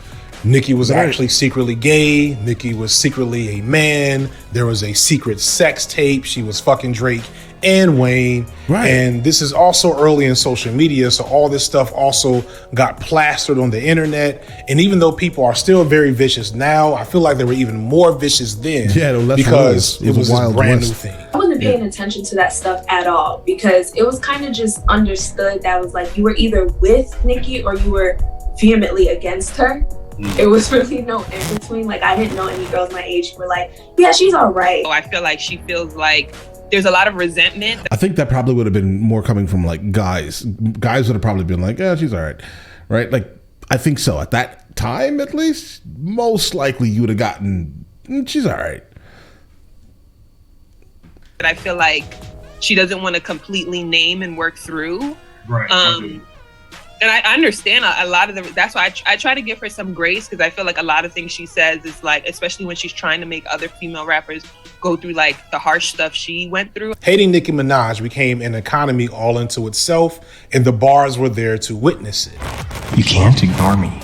The funniest part to me at the time was this is also during YouTube's earliest like days of becoming like YouTube. And so every week, a new aspiring unsigned female rap artist released a mid-ass Nicki Minaj diss track, only to be forgotten and thrown away in the following week when a new one popped up. The most notable of these was from Keys. I just had to click that shit. Then I'm like, what? My shit must got a virus. This is not a rap, bitch. This is Miley Cyrus. Who did manage a modicum of success off the notoriety of her diss track, but like hers was so successful that she then started getting diss tracks made about her. I was on motherfucking YouTube. I seen this little fat bitch trying to diss my dude. Where Keys at? Where Keys at? Where Keys at? Where Keys at? Where Keys at? Where Keys at? Where Keys at? Where Keys at? It was like this like prehistoric TikTok challenge, the diss Nicki Minaj challenge, and like Nicki Minaj just became like a sound or something, if I could like get it to make sense. Like, this one is clearly of a girl rapping from her grandma's house. Yeah, you Keys, bitch, but you don't fit in this like, bitch, I'm a locksmith. And this woman is rapping in what seems to be either the set of Saw or the gates of hell. And this definitely the set of Saw, guys. One is, I don't know where she's at, but it's just bad. This is all bad. This track. Bad, and you should feel bad. These ladies were just trying to get noticed, which was something that the men in hip hop have been doing for decades. Right. But the biggest beef, however, was with the aforementioned Kim, whose star, as I said, had significantly faded since getting out of jail, despite releasing some solid music in the intervening years. She was still doing whatever she was doing when she first came out, the way she was rapping. I brought a whole new sound. Next thing you know, 2-3 years later, you know, now that she's, you know, moving and moving in the game, whatever, this is the whole new sound. Whether my fans would have liked that sound or not, it was my sound. I brought that to the table. Kim felt, and rightfully so, that Nicki was benefiting from a style and imagery that she pioneered, which was very true, and spoke to feeling like she wasn't getting the respect she deserved for doing that, which, I mean, yes, but it was also a weird flex. And if you remember or decide to go back into this era of hate, you'll recognize that most of Nicki's detractors villainize her for hyperfemininity and the fact that she was overtly girly and girl appealing and wasn't trying to buy into kayfabe. One of the first things I watched was this documentary. It was something about female rappers. And this was around the time that Nicki, she still had her bangs. So they were talking about everything from, you know, MC Lyte to Trina to Rhapsody. Like, they were just all over the place. And then we get to the end and they're talking about Nicki as like, well, what is the new era of female rap? Where is it going? And they could all easily say, you know, she's beautiful, she's talented. But then after that, it got into a real like point the finger. Well, what is this doing for the culture? And is this really elevating the talent and the art? Like, how can we focus on both? And I just felt like that same criticism, the way the criticism was structured was very, very different. But yeah, it was some pygmy shit. Yeah. And I want to be clear that what? Very different. But you're saying pygmy? Yeah, it was some pygmy shit. Yeah. And I want to be clear. What do the pygmies have to do with this, guys? That although Kim definitely had beef, this was one-sided, and this was also promulgated by, media that really just love the idea of watching girls fight and watching them be catty. And so it became a thing to have Nicki versus Kim debates among many female fans. And overall, there was a lot of pick-me energy and a lot of the criticism of Nicki at the time. Many female fans. Bro, hold on. Let me throw the captions on. And overall, there was a lot of pick-me energy. A lot of pick-me energy. What the hell is that?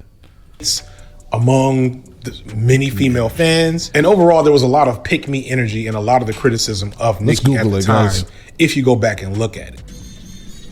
So we are here at the editing bay because in the process between doing these interviews, which I usually do first, and writing and recording, I somehow managed to write a script that skipped over a big factor in both Nicki's impact on the culture to this point, as well as one of the things that she was very hated for, which was her pioneering the world of body modification, BBLs, or at the time it was just different butt shots and things that she was getting, and just kind of that aesthetic being normalized among Black girls and Black women. Right. I am not going to pass judgment in terms of whether or not that was a good or bad thing, because I think, bro.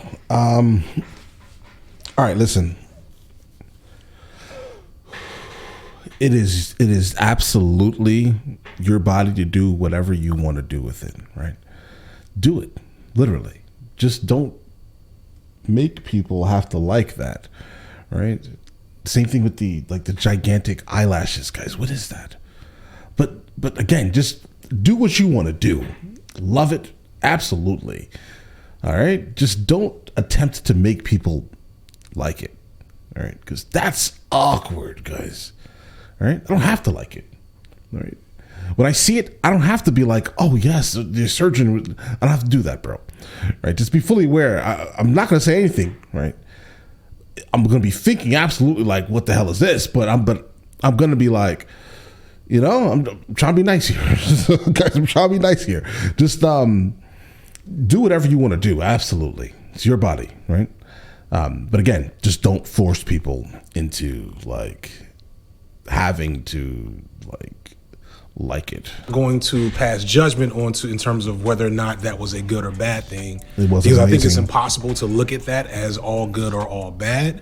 Okay, I get his point here. In terms of looking at it bad, right?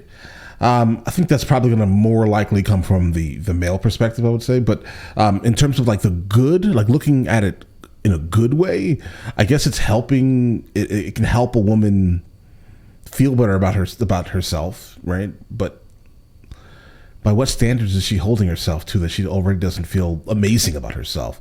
You see, so that's an issue, right? I mean, how about we fix the issue that has created that I'm not good enough, aesthetic, right? If we can just fix that thing, then maybe women can just be themselves. That'll be amazing, right? But all right, so that's the good and the bad. The good is that they may get these surgeries to make themselves feel better, right? The bad is just purely, I don't know, guys. Good or bad thing. It doesn't look. Because I think it's impossible to look at that as amazing. All good or all bad. But it's impossible to not see that although, people like Beyonce and of course Lil Kim and other, prominent. Yeah, look at Lil Kim right now, guys. I mean, that's and of course Lil Kim and other, prominent figures at the time were presenting bodies that had a certain aesthetic that wasn't, we'll say, overly common within the media. Nicki in particular took it to a level not just of visibility, but of maybe accessibility in terms of maybe this is something that girls could get everywhere, which is something that we're seeing happening more and more now, and she doesn't get credit for that. That's a good thing though. I mean, yeah, she definitely brought that thing to the forefront and made everyone, hey, listen, let's do this. But guys, at least get the thighs done also, if that's the case, guys. More and more now, and she doesn't get credit for that. Furthermore, that was something she got a lot of hate for at the time. There were tons of jokes about her butt being fake. And, this was at a time when we didn't, when it wasn't common knowledge that a BBL was something to exist. I didn't know it was possible to do that back then. And so, the ladies will have more to say about it in a second. And I, again, I don't want to, this whole video, I'm not going to come down on one side or the other per se on Nicki's career and her, effects and her movement, but it would be really a glaring omission to not look at Nicki and Nicki's use of wigs, Nicki's, teeth, body modifications, butt pads and butt implants, etc., and think about how that, has affected the way we view Black women's bodies, and how Black women may view their own bodies, both positively and negatively. Right. In a way that I hadn't seen other rappers that were more voluptuous do. There were women that were not as boom as Nicki Minaj. Also, right. There weren't any. There weren't, at least as far as I know, that were popular. Right.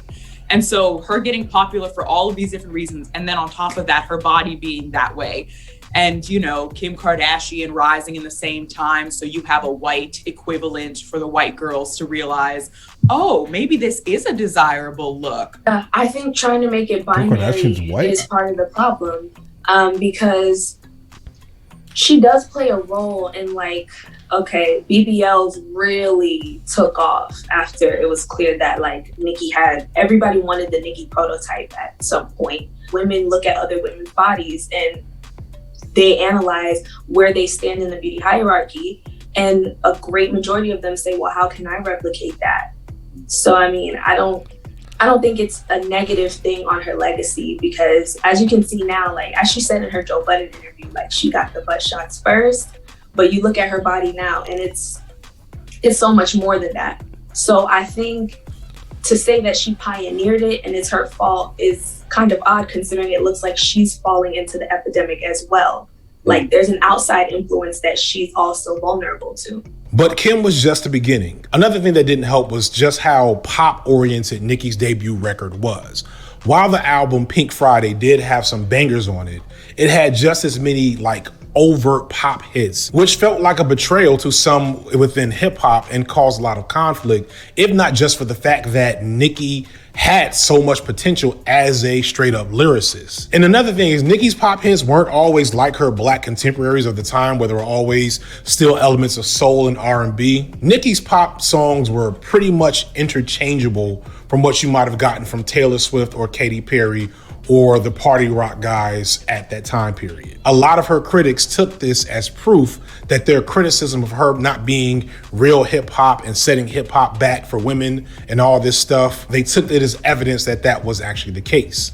But much like Drake, Nicki's pop efforts garnered her more fans, more money, and more clout and attention, and a bigger status within the industry. And when she wanted to, such as on the song Monster, one of the more classic verses that you'll ever hear in hip hop, she could consistently show you that. Really? Monster. All right, I'll remember this, guys. She was still a beast with the pen, so the real hip hop heads could still appreciate her for that. I don't know. Nicki is that phase. People will say what they want to about it. I even have said some shit, but that phase was camp, flamboyance, queer at its finest, without even maybe realizing. It was also around the time Lady Gaga was really popular. You know what I mean? The 2010s in music was party time. Not only was it Black girls being into her, but random white girls too. And when you have that and you have to cater to that audience, that's why I think you get the starships and the stuff like that. And Super Bass. When Super Bass came out, that was the one. If you hear that chord even now, I still go up. Is that how it sounds? For it.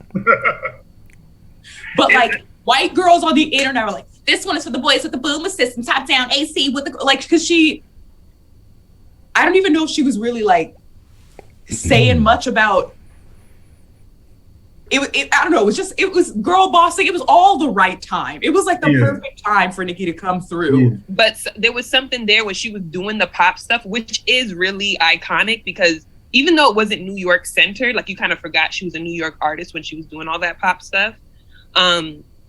Even though that was still a big deal, but at the time it didn't seem like much of a big deal because we wanted her to do like traditional rap stuff. We wanted you to do the diss track Back to Keys.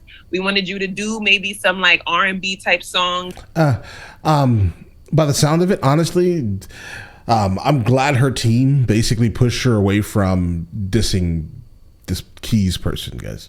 I don't care how big it got because listen, on YouTube, I get a whole, like there are a couple of people who just constantly make videos about me. It's fine, bro. Do your thing. I have no problem with you not liking something that I say or do. No problem. But there's no way that I'm going to say your name on video. There's no way. There's no way I'm going to even talk about what you're saying on video. When I say there's no possible way, I am not giving you a platform. So please continue using your platform to talk about me. Please continue.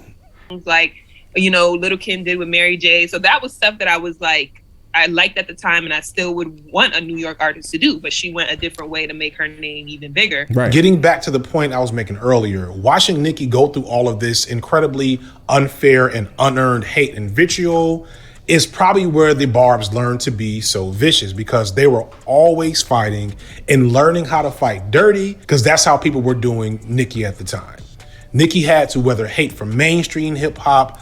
But the problem is that I think in the beginning of this video itself, he said that that her fans, the Barbz, were like doxing people. Were people doxing Nicki Minaj or no? Probably not, right? I wouldn't think that was happening. So where'd they learn that from? It's a different type of savagery here, guys. All right, we're gonna go ahead and run to the intermission. I will still be here, guys. All right. General misogyny from all around, white pop media, and plenty of other women all at the same time. So despite being under a lot of pressure and scrutiny and consistent attacks from various angles, Nicki thrived and remained a top-tier hip-hop artist for half a decade with 3 platinum albums between 2010 and 2013. Better yet, she barely responded to her haters. There was never like the outright Nicki diss track. For her, the best response was success. And she called out the misogyny and how people wanted so bad to see her fight other women. And she called out the mainstream media and Miley Cyrus for censoring white women's bodies, doing the same things that black women have been doing forever and receiving more attention and money and accolades for it. And she dated fellow hip hop A-lister Meek Mill in that same time and continued to be the muse of Drake and probably tons of other male artists. It was a good time for her at the top of hip hop's food chain as its queen. And that's where we start to get to trouble because for the longest, it seemed that unlike with the men, hip hop only had enough room for one prominent female artist to be the queen. Sure, there were other female rappers always hovering around at different times, but only one act would be at the top of the food chain for the ladies. And that always felt like a specific rule that was just unspoken within the culture. That's why Kim had to beef with Foxy Brown.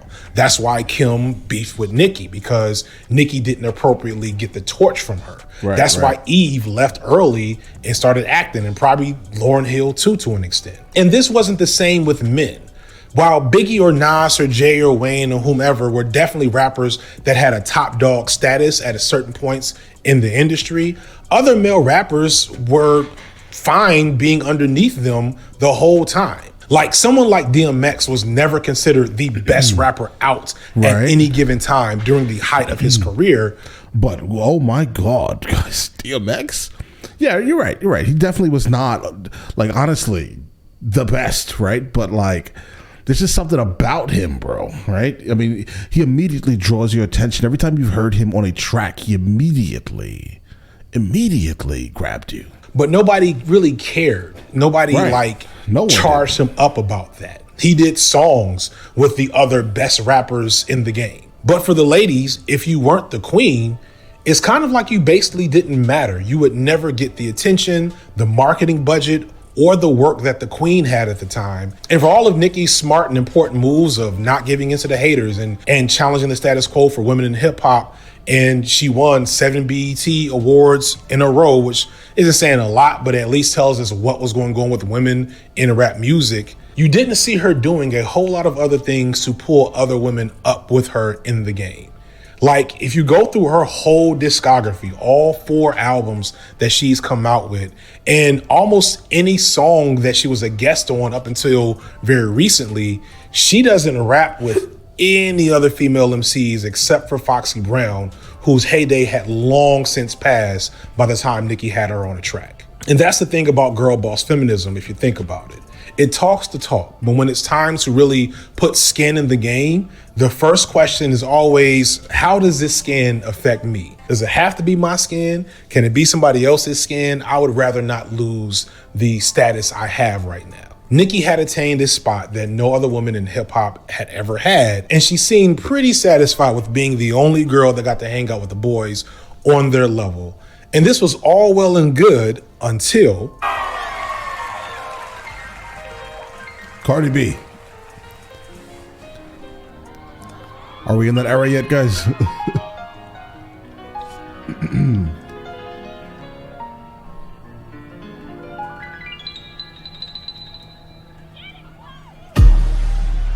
Yep. Bro.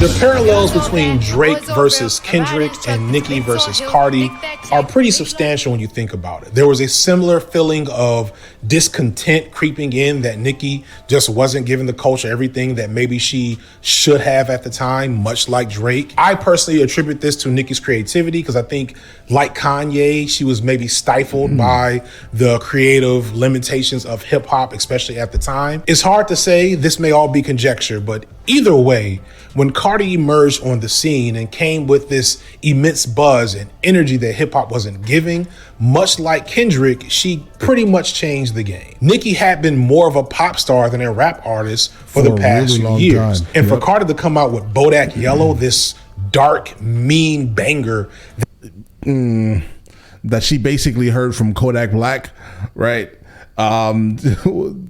Basically Kodak Black did like a freestyle, guys, or something like that. He called it a freestyle. It obviously wasn't, right? It was him like rapping in front of like a Jaguar or something outside. Chris Brown basically popularized the song when he did a dance to it, right? And then out of nowhere, probably like a couple months later, Cardi B comes up with a blatantly stolen cadence song and produced Bodak Yellow, guys.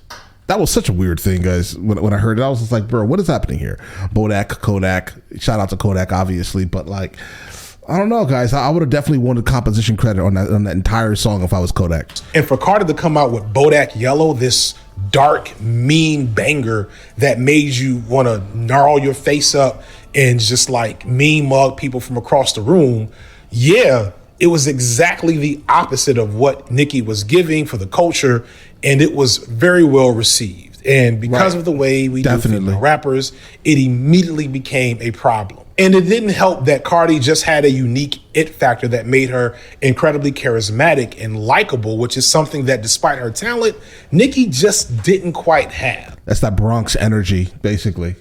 Cardi is kind of like Lucille Ball and Marilyn Monroe mixed with like Bonnie from Bonnie and Clyde. She had this amazing story of fighting her way out of a really messed up situation. She had came up in the social media era and already kind of... Listen, but it's crazy because like Cardi B's backstory is absolutely wild, right?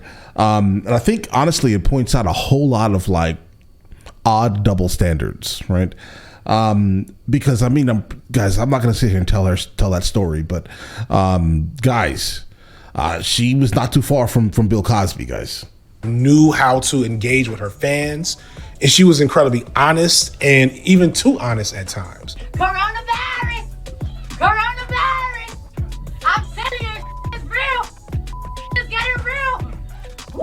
And when she messed up, she usually apologized and made it a point to try to grow and try to be empathetic to the fact that people thought a lot about her and she was appreciative for the position she was in. Also, Cardi's feminist overtones were much more shaped by intersectional frameworks that made her more ready to be what the culture wanted versus what Nicki was giving. It was really like a perfect storm of all the things people wanted from Nicki that were, fair criticisms that Nicki just wasn't giving. And then the worst part of all of this was that somehow Nicki had forgotten what Lil Kim had tried to do to her only a few years prior and seemed to take on the same exact posture of feeling like she must have been owed some type of salute from Cardi B for allowing her to make a presence in hip hop in a game shaped by her image. Compare it to someone like Drake, because again, you're gonna have him being a man, of course, lighter skin or whatever. But at the same time, Drake, even if he's not personable behind the scenes, the way he's used his career to actually support other artists. So it's like, when you look at what like her peers have done, and sometimes she only recognizes her male peers and not like her female peers. So sometimes it's hard to even help her legitimize her arguments by comparing it to other women when she doesn't really compare herself to other women. And I think she's aware that she came in and fulfilled her prophecy. Like everything she was saying she was gonna do, she actually did. And while that amazes a lot of people, and the general consensus is that Nicki is great, not everyone who comes in is gonna be willing to kiss her feet. And I do think she was a little bit do you not see that you wouldn't be here if it wasn't for me? She takes on so much of the responsibility of how she shifted the culture, as she should, but not everyone latches on to that. And I think that might have been, it would be understandable if that was a sore spot for her. It would be one for me. And then paradoxically, Cardi took on the same exact posture that Nicki did and paid it little attention and kept saying, but I don't really have the time for that. It's like, if you ain't my man, or if you're not taking my money from me, you're not stopping my money, then I don't really give a about you. People just want to pin it so much because it's entertainment. But she never put on the track, or at least they did eventually, and that's kind of where the beef maybe escalated. I don't know, I'm going to get into the stuff, but the point is, at the end of the day, Cardi really was too busy becoming a megastar to really fight with Nicki. And Cardi's rise to megastardom until then. I mean, honestly, until September something, a couple of years ago, guys, when they got into some type of a spat, yes, in public, guys. Actually brings us, it was like some type of event. Another ugly truth about Nicki, which is that Cardi really rejected the framing that there could be only one female rap superstar at the time, and set herself to working with other female rap artists who were trying to come up at the same time she was. While Cardi was making the strip club anthem of the decade with the City Girls, Nicki was making songs with rap's most heinous pariah. While Cardi was dropping a well-received and very solid debut album, Nicki was dropping lukewarm singles with confusing visual rollouts. The Nicki versus Cardi beef ended anticlimactically when it's... Yeah, guys, because I reacted to one of her more recent videos, right? And I was just like, bro, what happened? What is this, right? The song was okay. It was just an okay, as you said, lukewarm song, right? The visuals were absolutely abysmal. I don't know who she hired to film it, guys, but it was bad, right? I would fire that guy. And she's in some type of apartment and changing her outfits, and she's dancing in front of a clothing rack, guys. It just wasn't a very good visual thing, right? If you're Nicki Minaj, act like it, bro, right? The quality of the video was absolutely abysmal. Seemed like Nicki just stopped feeling like a big deal when her album Queen dropped and really didn't make much of a blip on the radar. And that's really unfair when you think about it, because Nicki's work and innovation paved the way for all of these brightly colored, hyper feminine, raunchy, independent, spirited female artists. But Nicki just didn't do what she needed to do to keep up with them. You can't ignore me. Oh, quick word from our sponsor. So if you've gotten this far into the video, I can guarantee you a couple of things. One, you've probably already seen and clicked off of 3 or 4 different ads, which I have pretty much no control over. I did not, sir. I have YouTube Premium. Also, you are probably a fan of long-form, analytical, educational, or maybe even philosophical content about a variety of topics. But definitely, no offense, sir. We're gonna go ahead and skip through this, though. All right. I gotta find a way to pigeonhole wrestling into this. So, Nicki Minaj is a lot like Ronda Rousey. For those who don't know, Ronda Rousey was the first breakout female superstar in MMA, coming into prominence actually around the same exact time as Nicki. Ronda was a decorated judo specialist and Olympian who was mauling all of her competitors for years before being brought to the UFC. The UFC, the Ultimate Fighting Championship, has its own weird and interesting history. There's a multi-part series from Secret Base that if you just love video essays, it's one of the best things out. You should go watch it. But the thing I want to get at is that MMA, even at the time, was still relatively young in terms of being a big deal. And women's MMA was super new. And Ronda was a mold breaker in numerous ways, much like Nicki. For one, she was just better than any of the women who came before her and were around at the time. She had world-class judo skills, which she used to win almost all of her matches in pretty much the exact same way. Also, while she definitely exploded in popularity when entering the UFC, she was still a huge star with a ton of hype before and after entering, apart from the UFC. And she was conventionally attractive and able to satisfy that unfair need for female athletes to still be good looking in order to be big stars. With all this in hand, Ronda Rousey became a huge star in the UFC, became a champion, and the biggest draw they had at the time. And she dominated her competition, who in retrospect just really weren't close to her level athletically. Sorry guys, I keep randomly rubbing my face. I got like bit by like a mosquito on my face, guys. It's irritating. Or technically. But the thing is, she also started acting and doing commercials and being a celebrity when she maybe should have been expanding her skills in the ring.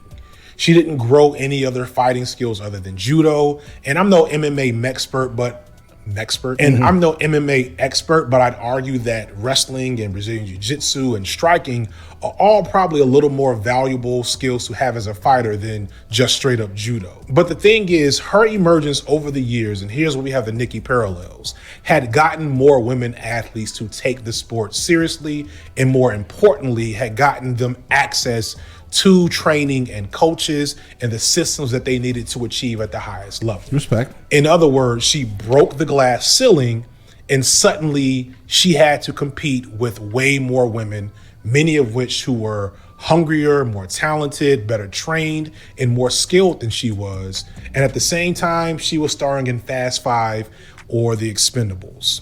So later in the year, she got knocked the fuck out.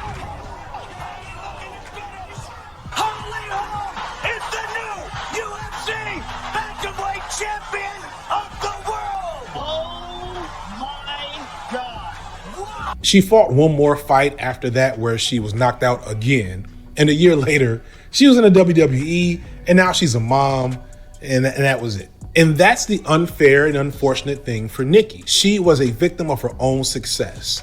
She changed the game, and then the game caught up to her, and then passed her by. Nicki's own trailblazing engineered her. Yeah, like I think that's like kind of honestly in every single field, right? What you want to do, right, is work hard, obviously, until you are recognized. And then once you are recognized, you work harder, right? Because if you do not work harder, people are going to follow your exact blueprint, right? And just honestly, just like YouTube, right? Like, I mean, seriously, people are going to follow you. They're going to reach you guys, right? They're going to. And once they do, you're going to have to work harder. Period. There's no joke, right? So I respect it. Her losing her spot, as numerous other female artists in the last 5 or 6 years have emulated her everything, but newer, with better teams, less drama, bigger budgets, and probably more significantly, far less hate than she caught when she first entered the hip hop game by herself. But then something amazing happened. Nicki joined in on the fun. Nicki did a song with the young upstart Meg Thee Stallion and helped us get the phrase Hot Girl Summer. And not long after that, she appeared in the song with Doja Cat. And the past few years as female rap artists, I don't know what it is about Doja Cat, but I can't vibe, guys. Right? I don't get it. I don't get it, guys. She's, I don't know. I mean, maybe because I kind of know about her as a person, that just makes me just I don't know, guys. It's just not for me, bro. To become bigger, more dominant forces, she has embraced the idea of sharing the stage and collaborating with other women in hip hop and really embracing this new space of hip hop being really female dominated in a way that it never had been before. Nicki Minaj, when you mention like Cardi B and like Mulatto or Big Lotto, like they are doing the money moves. They're getting on the pop songs. They're doing songs for the check. They're not doing it for the artistry, you know? And I feel like Nicki did both. Like, even if she was doing it for the check, at least early on, the artistry was there. So I feel like Nicki Minaj made female rap the like capitalist empire it is, rather than it really being this feminist movement. You know, all you did was allow other girls to come in and make a lot of money and be worldwide. Like, she's just like the perfect package for the people who are like, okay, Nicki is female rap, but Nicki's hanging up the towel, so like, who's next? And it would be Doja Cat, because she's just like, it's Nicki, like. She's, yeah. Though, as a side note, Doja Cat, it'd be nice if, you know, some other less commercial female artists got some of this attention. Like, y'all know Rhapsody dropped a legit classic toward the end of 2019, and it was all the rage for a second, but then Meg dropped Savage like a few months later, and it's like nobody remembers that album came out. This is not me saying you can't do both. I'm not trying to do the thing that says this type of female representation is good versus this one is bad. If you've been watching my content, you know I love me some ratchet female hip hop. Oh. I'm just saying, you know, a little more balance, maybe. Right. Maybe. But either way, it would be nice. Nicki's impact on the whole of female hip hop is undeniable. It feels like things have changed while her days of superstardom and being the queen are behind her. Still, she can participate on some level in the culture, knowing that it's different because of her presence. Being a peripheral fan, I don't know why Nicki seems to be keeping a lower profile, but it feels awesome that she's still here and alive and doing well enough to get her flowers while she still can, and be respected by women that she's paved the way for in a hip hop landscape that she helped shape. Even if her time in the spotlight by herself is over, it's still great that she had it and still has it to an extent. Well, that's all I got today, y'all. You can't ignore me. You will witness me. Fuck, man, what?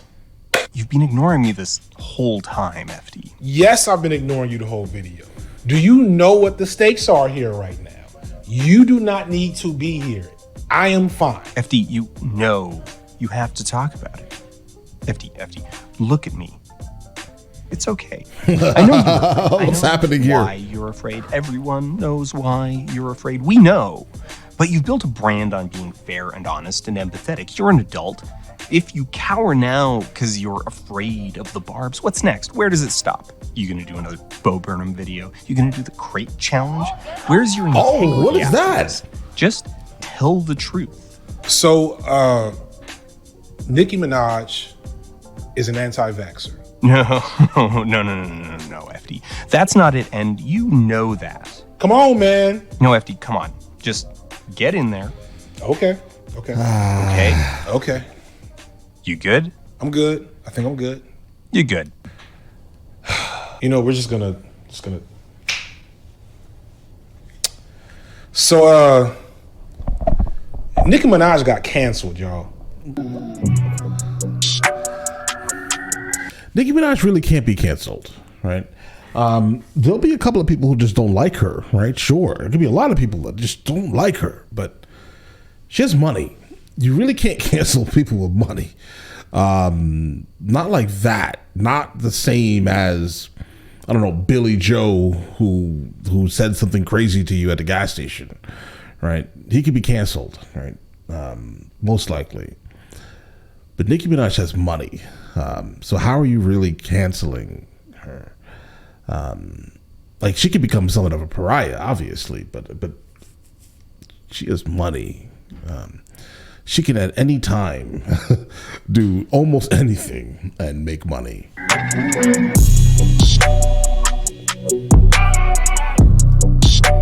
I think Dave Chappelle said it best, guys.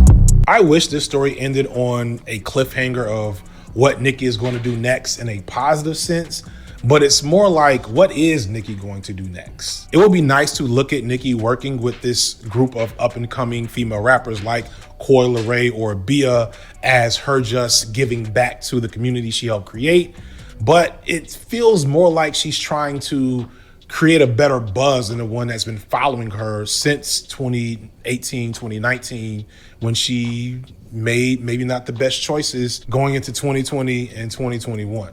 The truth is that Nicki has lost status significantly with a lot of her former fans because of numerous decisions and behaviors that are inarguably reprehensible if they're true. And a certain portion of her fan base has found this stuff far too awful to continue supporting her, and maybe Nicki's feeling the pressure to need to sanitize her name through getting more people to work with her. And we're just gonna put up a big trigger warning here before I go any further. So yes, a lot of you probably only know about the ridiculous anti-vax stuff from last year, but what people are forgetting is that at about the exact same time, and almost like a wag the dog type of situation, Nicki was being criticized on the low for some things that were far more concerning. The thing that I think has hurt Nicki the most is that in the aftermath of the Me Too movement and a general increase in sensitivity and awareness to sexual abuse and victimization for women, Nicki has managed to, on 3 different very public occasions, find herself directly connected with and supporting men with varying degrees of toxic, abusive, and sexually predatory behavior. As I mentioned earlier, Nicki was the first person to work with Tekashi 6ix9ine. Sexually predatory behavior. As I mentioned earlier, Nicki was the first person to work with Tekashi 6ix9ine once he got out of the prison. Tekashi 6ix9ine was in prison for something else, but he had pled guilty to the sexual assault of a child in 2015, for which somehow he got probation for. I really honestly don't know. But on top of being a snake and the ultimate culture vulture that really should have made him a person Nicki never would have worked with, regardless, he was also a predator. Okay. Even worse is that not long after that, Nicki Minaj's brother was convicted of the sexual We're just cutting up the word, guys. Sexual assault of an 11-year-old girl. And in the entire time leading up to and during the case, Nicki had her brother's back, which I understand. As a family member, you're willing to support and you want to believe your sibling. And it seems that when it became clear that he did, in fact, do what he was accused of, she began to distance herself, but she never formally addressed the thing in the first place, which because I mean, all honesty, she probably did it behind the scenes. Honestly, right? That's her family member, right? So of course she's going to be like, yeah, I don't believe it, right? And then once it comes out that that person did that, right, then obviously she's going to separate herself because she's a public figure, right? So, and she's just going to be like, you know what? We're just going to separate this. We're not going to do this anymore, right? At all. That's probably what happened behind the scenes. I think it's something her fans really wanted and needed from her. But that's like, guys, that's too close. All right. If that's something that people were like absolutely aggravated about, that may be a problem, right? Because now you're asking her to choose you over her family.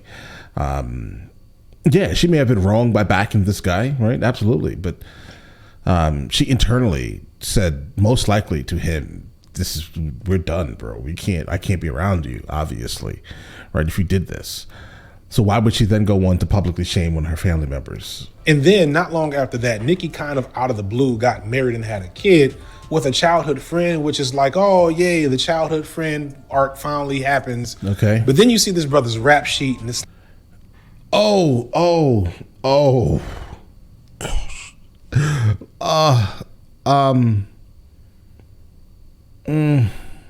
like, yeah, bro. First degree, okay.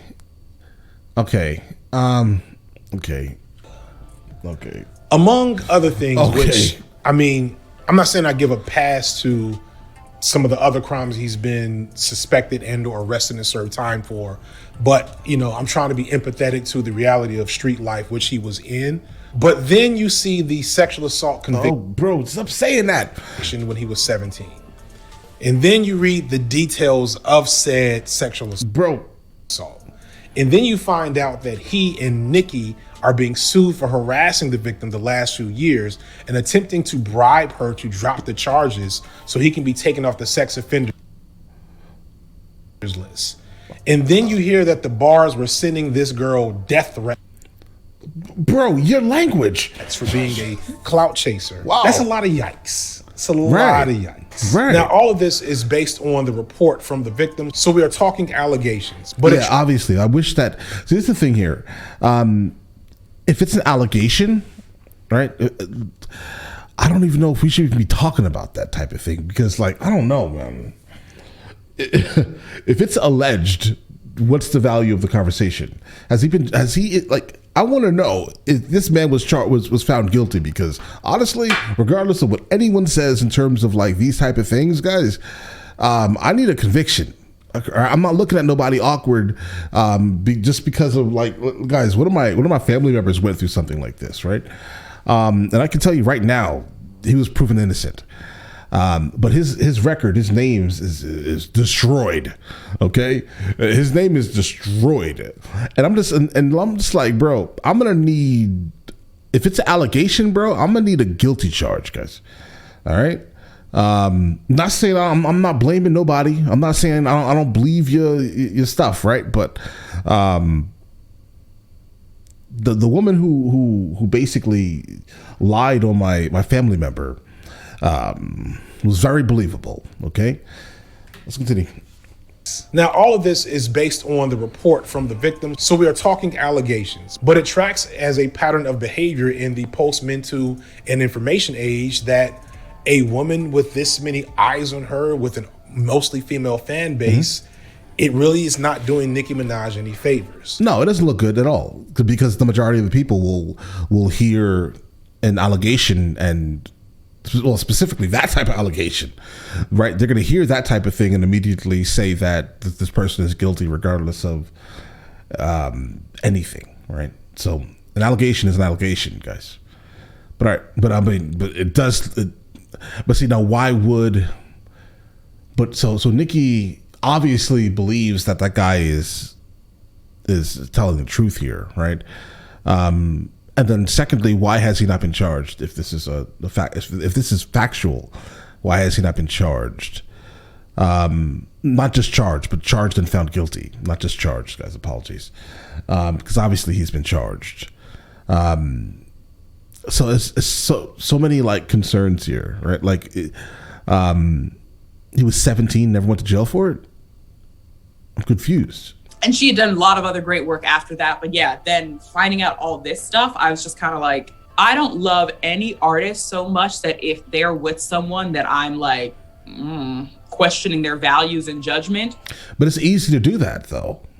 It's extremely easy to say anything, right? And I don't know, guys. I feel weird about it because, like, I just feel odd about this topic, guys. That I'm going to be so devastated if I can't like go to their concerts or listen to their stuff. You know what I mean? Like, I'm in a place right now where I'm not actively hating Nicki because I don't, but I also am like, girl, yeah.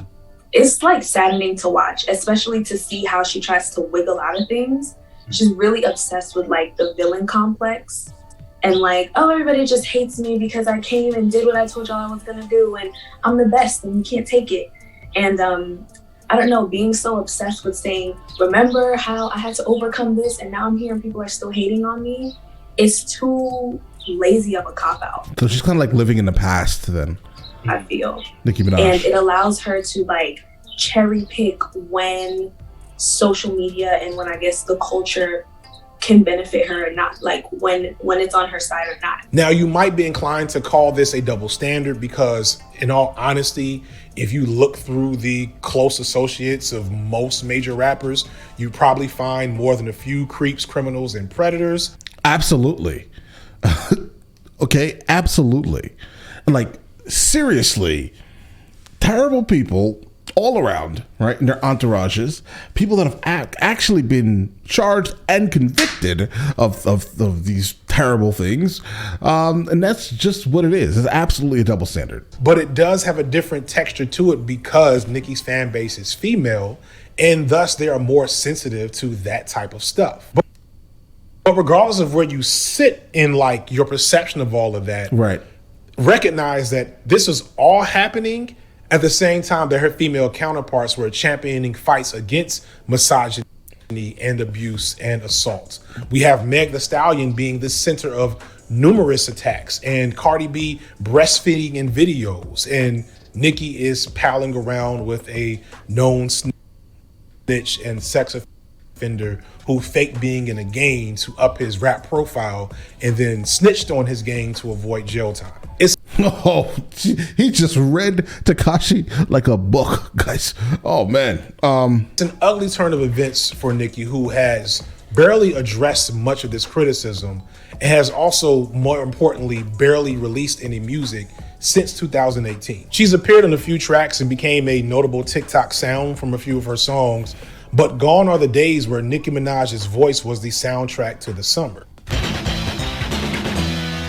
What's going on, people? I'm coming to you from the editing bay one last time because I'm sitting and I'm watching the whole video all the way through, and I get to this point and I'm thinking to myself, you know what? There's a couple of more points I wish I would have added in this particular part of the discussion. And so here we are now. All right.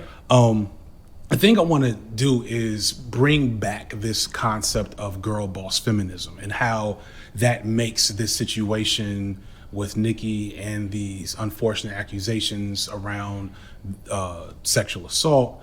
I don't want to say predictable, but very much within the realm of expected situations that she might find herself in, especially considering her girl boss tendencies. I didn't really explain girl boss feminism. I'm not gonna go too deep here, but the main thing you're supposed to get is that feminism's overall goal at a very general level is to pursue liberation for people of any gender. That is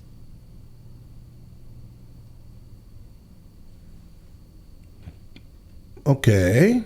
At a very general level, is to pursue liberation at a very general level for people of any gender. That is essentially what it's looking for. Equality. Essentially what it's looking for. Okay. Among genders. I'm trying to listen to every single word and breath that he's taking here. For people of any gender. That is essentially what it's looking for. I mean, I would hope that would be the case. Equality among genders. And that means all women and all men and everything in between. And girl, I respect that. Absolutely.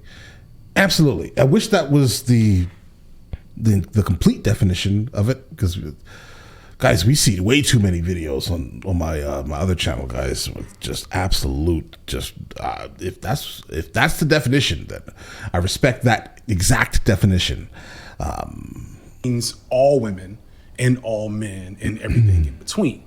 And girl boss feminism takes that aesthetic, takes bits and pieces of that rhetoric, and really just uses it to position certain types of women in charge of the status quo that we already have right now. Mm-hmm. And it tricks you into thinking that we're seeing progress, we're seeing advancement for women, and that things are getting better, when really it just means that certain women are getting access to the power structure that is then still used to oppress everybody else. Right. And because we changed the perception of the status quo a little bit, that people think that things are better when they're not, because they're still aligned to the status quo. And so with Nicki, and beyond that, she just kind of did her own thing, or only worked with men. And what you see from that is that Nicki Minaj was always really about, representing the status quo. And to flip the script a little bit, which is fine.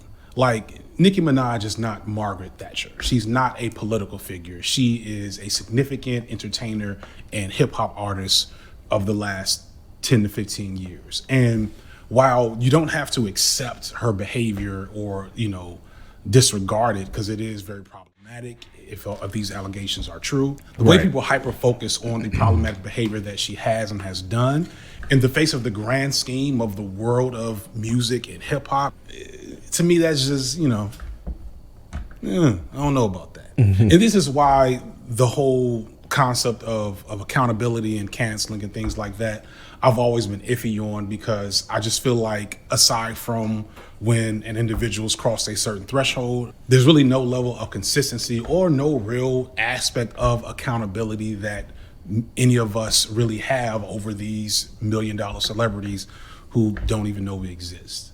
That said, I just wanted to tie a through line to how Nicki's behavior and Nicki's girl boss feminism inclinations throughout her career kind of make what's happening here predictable. Because at the end of the day, the issues and, needs of women and feminist undertones within her music were just that. They were overtures and undertones and not any type of revolutionary activity or rhetoric. And at the end of the day, none of that matters unless Nicki has some more hits, which is what we're about to talk about right here. Here's the ugly truth about music, entertainment, hip hop, me and you. You are only as canceled as your next major project. If Will Smith releases a good movie next year, no one will care about the slap. Exactly. For an example of black women, because I get a lot about like, oh, what about Chrisette Michele versus Kanye West? Chrisette Michele didn't have any hits after she did her Donald Trump moment, but Mary Mary, the gospel act, has continued to be significant and prominent in gospel music despite being overtly supportive of Donald Trump during that whole time. As long as you are making a good enough product, you will remain relevant. Your horrible behavior be damned until we reach a certain point, and I think you know who I'm talking about. Nicki's problem right now isn't the anti-vax stuff. It isn't the weird associations with problematic men. It isn't the showing up with lesser established artists and not coming off like the megastar we remember. It isn't the reprehensible accusation that she and her fans harassed a sexual assault victim. In this fucked up world we live in now, the biggest problem for Nicki Minaj is she ain't got no real new hits. And as millennials and Gen Zs that she was an icon for start to fully emerge into adulthood, her persona as Harajuku Barbie looks a bit out of place among her new contemporaries. Nicki Minaj's like artistry, even visuals, outfits, like the way wigs like progressed outside of Nicki Minaj, she just now has gotten, within the last 2 years, has gotten up on the wig game that was doing way better. Like she would come to awards and stuff like that. And I'm like, Nicki, everybody got a better stylist and hairstylist than you. Everybody has better music videos than you. What is going on? Everybody has a better rollout than you. And I don't understand what's going on. Either it's your attitude. Yeah, it looks bad, bro. Like seriously. That last video we checked out on the channel was, I was just like, bro, I don't know what's going on. Where is this A-listing celebrity, bro? What is happening? It looks like somebody filmed it with their cell phone, bro. You burnt too many bridges, because again, when the hate train first started, everybody was kind of confused. We were like, oh, she really is being picked for that guy. But then when the Jennifer Huff situation started to come out, I was like, whoa. You actually are a bad guy. Like you were acting like it was a rumor, but no, this is real. Like what is wrong with you? So it's stuff like that where I'm like, again, men get to be horrible people and still have a good stylist, good visuals or whatever, good rollouts. So I don't want to say, oh, Nicki Minaj deserves to be a horrible person and still have a consistent, flawless career. But it's one of those things where I'm like, you weren't actually doing well.